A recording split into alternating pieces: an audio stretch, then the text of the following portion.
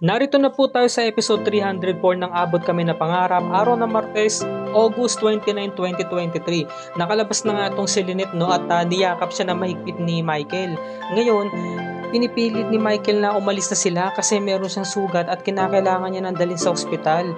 Ngayon, sabi naman ni Lynette, hindi po pwede Michael, kailangan ka makinig sa akin. Kinakailangan ko iligtas si RJ dahil siya ang kasama ko. Ngayon, tinatawag niya si RJ, no, na kailangan nitong bumangon, kailangan niyang lumaban, 'di ba? Dahil nga si RJ nangihina na. Meron pa siyang malay pero mahinang-mahina na talagang katawan niya dahil nga sa sugat na kanyang natamo. Sobrang malalim yung pagkakasaksak sa kanya ng bubog. Samantalang itong sina Nurse Evan saka si Nurse Karen nakabalik na rin ng Apex at sinugod na nga nila itong si Doc Luke, no, sa emergency room at nagkaya ka pa ng mga magkakaibigan dahil nga alalang-alala sila, no, sa isa't isa at nagpapasalamat itong sina Doc John saka sina Doc Yula dahil nga ligtas ang mga kaibigan nila. Ngayon inaalala nila sina Annalyn. Hanggang ngayon wala pa rin daw balita sina Nurse Karen kina Annalyn.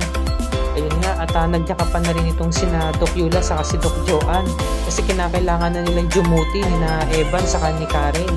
Samantala itong si Annalyn, sinusundan yung boses ni Precious. Meron siya mga nakikita mga bangkay na.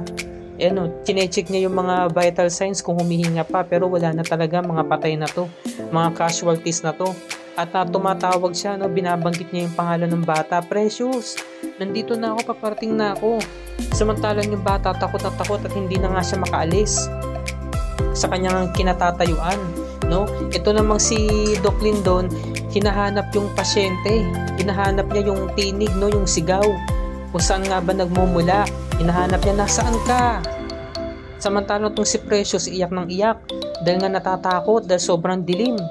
Akala niya wala nang magliligtas sa kanya. Nung narinig niya na merong isang boses ng babae ang nagsasalita, sabi niya, ate, nandito ako. Tulungan mo ko, ate, tulungan mo ko. Ayun, nagkaharap na nga sila ni Annalyn. Sabi ni Annalyn, nandito na ako, Precious, huwag ka mag-alala. Ililigtas kita kahit anong mangyari. Okay? Tatanggan mo lang ang loob mo, sundan mo lang ako, ha, lalabas na tayo. Hawakan mo lang yung ulo mo para maproteksyonan, ha. Ako mauuna maglakad, sumunod ka sa akin. Maliwanag? Samantalang tong si Lynette, no, ayan, todo pa rin yung pag-aalala niya kay RJ. Si RJ naman, naririnig niya ang boses ni Lynette na tinatawag siya mula sa labas. Samantalang tong si Lindon, nakita niya, no, yung isang babae sa pinakadulong, sa pinakamadilim na parte. Nung lumingon ito pala si Emily. Si Emily pala yung tumatawag sa kanya. So nagulat itong si Lindon. Sabi niya, Emily, ikaw pala yan. So nakangiti sa kanya si Emily at malayo ang tingin sa kanya.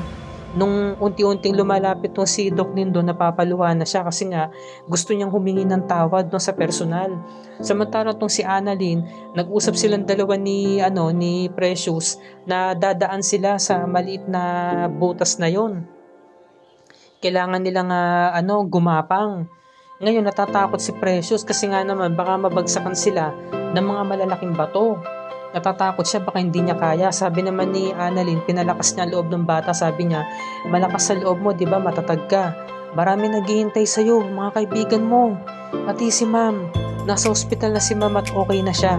Inihintay ka nilang lahat, Precious. Maraming kapang mga kailangang gawin at tuparin sa buhay, mga pangarap mo. Matatag kang bata. Sa kami kinakanta ka kanina, di ba? Paikot, ikot. Yun, di ba? Yung kinakanta mo, di ba? So kumanta sila. Nagkasabay silang kumanta para lumakas sa loob ng bata.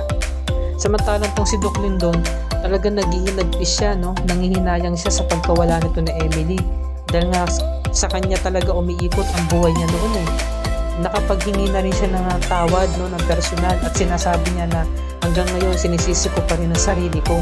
Siguro parusa na rin to ng langit sa akin kaya ako kinakarma. Sabi naman ni Emily, no, hindi mo to kasalanan. Babe, wala kang kasalanan, huwag mong sisihin ang sarili mo, huwag mong ibaba ang sarili mo. Samantalang kung si RJ gumagapang na at pinipilit niya talagang lumabas. Ngunit nawala na siya ng malay at always siya. No? Nagulat itong si Lynette dahil kitang-kita niya na nawala na nga ng malay itong si RJ. Samantala, eto na. Yumuko na sina Annalyn. Binaybay na nila yung maliit na iskinita. Ayan. At pinag-iingat ni Annalyn yung bata. Sabi niya, sumunod ka lang sa akin na. Takpan mo yung ulo mo. Ako bahala sa'yo, huwag kang matakot.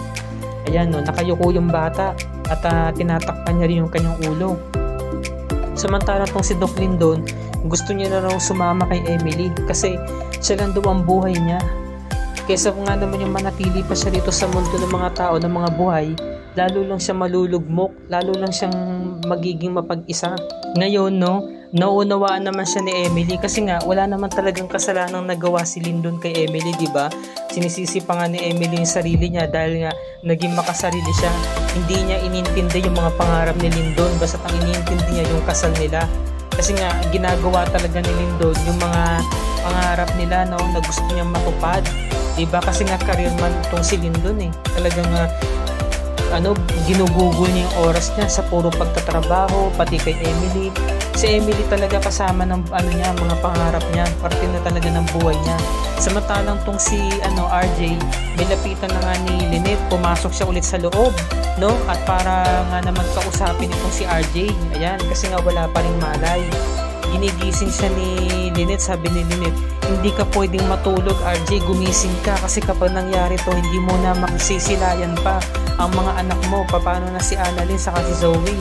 Samantalang tong si Lindon, pinagpipilitan niya talaga kay Emily, no, na gusto niya na talagang sumama sa kabilang buhay. Hanggang sa nawala na nga ito, sabi nga ni Emily, meron ka pang misyon, meron ka pang mga taong tutulungan. Yun pala si Annalyn. Narinig niya, sumisigaw si Annalyn at humihingi ng tulong. Yun, hanggang sa tumakbo na nga sila at nadapa itong si Annalyn at nabagsakan ng malaking bato yung kanyang binti. At yung bata na si Precious, humihingi siya ng tulong. Sabi niya, Ate Annalyn, hindi kita pwedeng iwan dito. Sabi naman ni Annalyn, sige na Precious, malapit na tayo sa labasan eh, mauna ka na. Kinakailangan mong lumabas para makahingi ka ng tulong, pagkatapos babalikan mo ako. Yun lang ang tanging mo magagawa. Sige na Precious, makinig ka sa akin. So umalis na yung bata, tumingi talaga siya ng tulong. Ang nakakainis lang dito mga kapuso, wala talaga mga rescuers na dumarating para sila itulungan. Samantalang tong si Doc Lindon, hinahanap niya yung sigaw nito ni Annalyn, no? Sabi niya, Annalyn, no? Na siya, bigla siya nahimasmasan eh, di ba? Nagulat siya na kailangan pala niya talagang tulungan si Annalyn. Samantalang tong si RJ, kinakailangan niya rin bumangon kasi nanumbalik, no? Nag-flashback sa kanya yung bonding moments nila ni Annalyn, pati ni Zoe. Ibig sabihin, may mga tao pang importante na naghihintay sa kanya. Mga mahal niya sa buhay, yung dalawa niyang mahal na anak. Kaya hindi po pwede siyang sumuko. Kaya lumaban itong si RJ, no? Namulat muli ang kanyang mga mata at lumaban siya. So ito yung mga dapat natin pakatutukan bukas mga kapuso, araw ng Miyerkules, episode 305. Sana tuluyan na nga makalabas itong si RJ doon nga sa Gumuho na mall. Samantala nabalitaan ng mga boys pati ni Chang Susan, ayon nga sa balita, na meron pa palang 2 doktor na nasa loob nga ng hotel. At iyon ay walang iba kundi sina Doktora Annalyn saka si Dr. Lindon kasi nga bumalik sila sa loob. Kaya isa na namang malaking problema ito na kinakaharap ng pamilya ni Annalyn at nalaman din ni Zoe, no, na hindi pala kasama ng kaibigan nito si RJ. So nasaan si RJ, di ba? Kaya nag-aalala itong si Zoe. Nag-aalala na nga siya sa kalagayan ng mama Moira niya, pati ba naman ang daddy niya nawawala, di ba? So ito yung mga dapat pa nating abangan, no? Makakaligtas kaya si Annalyn. Ngayon biglang dumating si Doc Lindon para siya protektahan kasi nabagsakan siya ng malaking semento, di ba? So ang sumalag si Doc Lindon. Ako, parang merong mawawalan ng buhay dito di ba? Parang si Doc Lindon yata ang susunod dito kay Emily. Kasi nga gusto niya nang sumama, di ba? Parang ito na yata yung sign. Huwag naman sana, no? Dahil nga sa nagsakripisyo ng buhay itong si Doc Lindon para lang kay Annalyn, di ba? So abangan natin kung makakaligtas ba si Doc Lindon, si RJ, kung ano ba ang kahinatnan nito ni Chang Susan, ni Lynette, saka ni Zoe at nito ni Annalyn saka si Lindon. Yan ang dapat natin pakatutukan bukas mga kapuso, at dito na po nagtatapos ang review and recap para sa araw na ito. At kung bago ka pa lamang sa aking channel kapuso, please like and share this video on your social media accounts. And i-hit mo na rin ang subscribe button with notification bell icon para lagi ka updated sa mga episodes ng Abot Kami na Pangarap and other GMA shows tulad nito. Maraming salamat po sa inyong panonood and God bless us all.